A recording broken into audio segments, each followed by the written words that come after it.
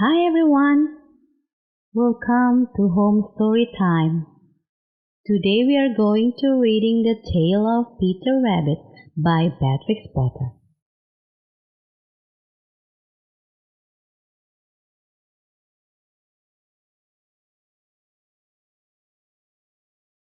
Once upon a time, there were 4 little rabbits, and their names were Lopsy, Mopsy, Cottontail, and Peter. They lived with their mother in a sandbank, underneath the root of a very big fir tree. "Now, my dears," said old Mrs. Rabbit one morning, "you may go into the fields or down the lane, but don't go into Mr. McGregor's garden. Your father had an accident there. He was put in a pie by Mrs. McGregor. Now run along and don't get into mischief. I'm going out." Then old Mrs. Rabbit took a basket and her umbrella and went through the wood to the baker's. She bought a loaf of brown bread and 5 currant buns. Lopsy, Mopsy, and Cottontail, who were good little bunnies, went down the lane to gather blackberries. But Peter, who was very naughty, ran straight away to Mr. McGregor's garden and squeezed under the gate. First he ate some lettuces and some French beans, and then he ate some radishes.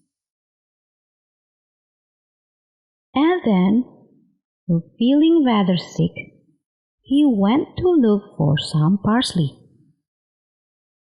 But round the end of a cucumber frame, whom should he meet but Mr. McGregor?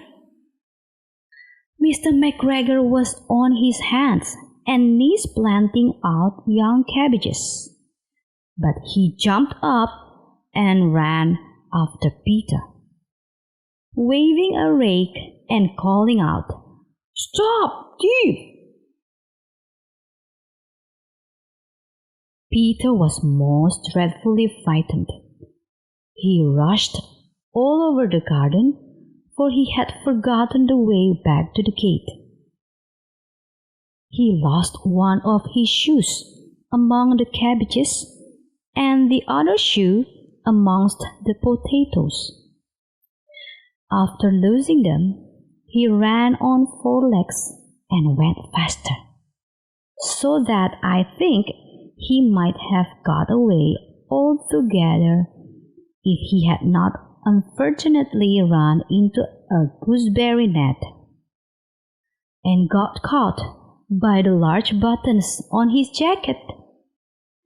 It was a blue jacket with brass buttons, quite new.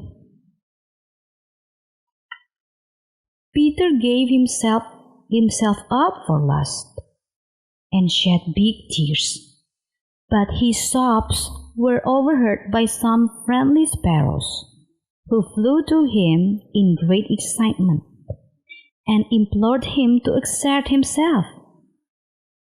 Mr. McGregor come up with soup, which he intended to pop upon the top of Peter. But Peter wriggled out just in time, leaving his jacket behind him, and rushed into the tool shed and jumped into a can. It would have been a beautiful thing to hide in if it had not had so much water in it. Mr. McGregor was quite sure that Peter was somewhere in the tool shed, perhaps hidden underneath a flower pot.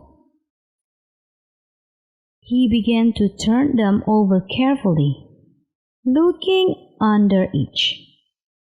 Presently, Peter sneezed. Kerchoo!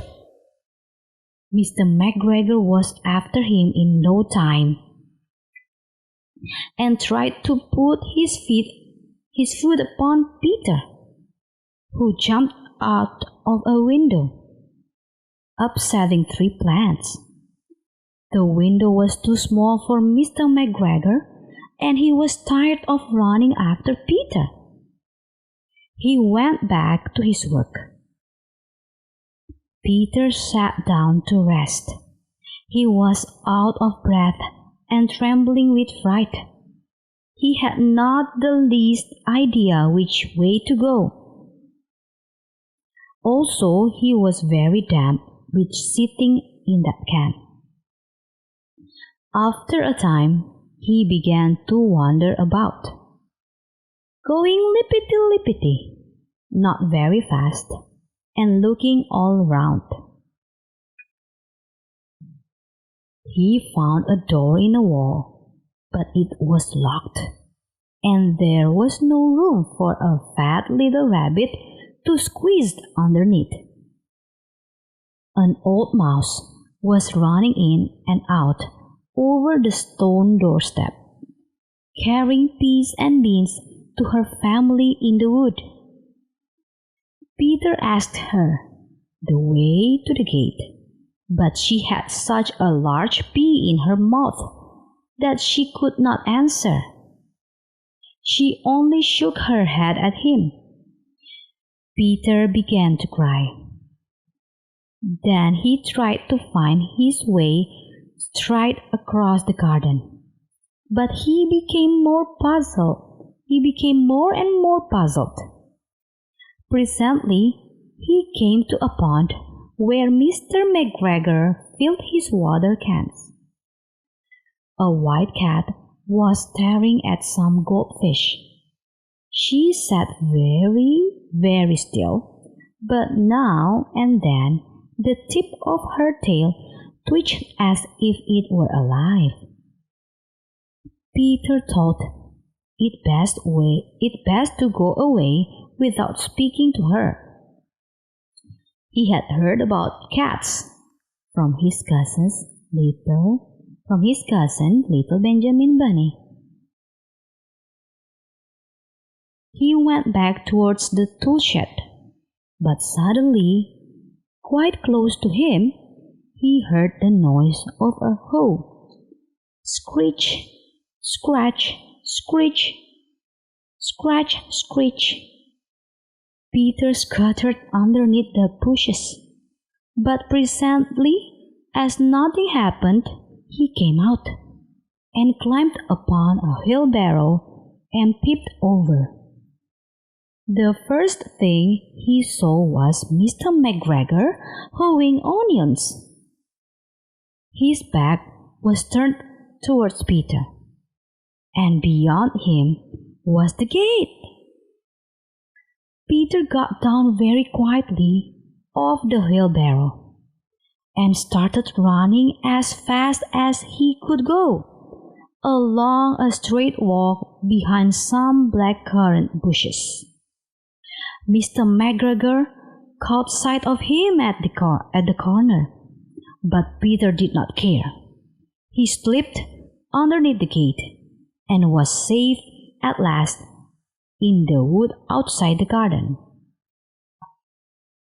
Mr. McGregor hung up the little jacket and the shoes for a scarecrow to frighten the blackbirds. Peter never stopped running or looked behind till he got home to the big fir tree. He was so tired that he flopped down upon the nice soft sand on the floor of the rabbit hole and shut his eyes. His mother was busy cooking. She wondered what he had done with his clothes. It was the second little jacket and pair of shoes that Peter had lost in a fortnight. I am sorry to say that Peter was not very well during the evening. His mother put him to bed and made some chamomile tea, and she gave a dose of it to Peter. 1 tablespoonful to be taken at bedtime. 1 tablespoonful to be taken at bedtime.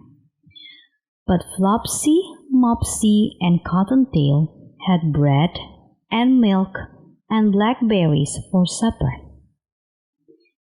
The end. Well, I hope you enjoy the tale of Peter Rabbit. It was a cute book, wasn't it? Oh, so don't forget, please give us a like and subscribe. Bye!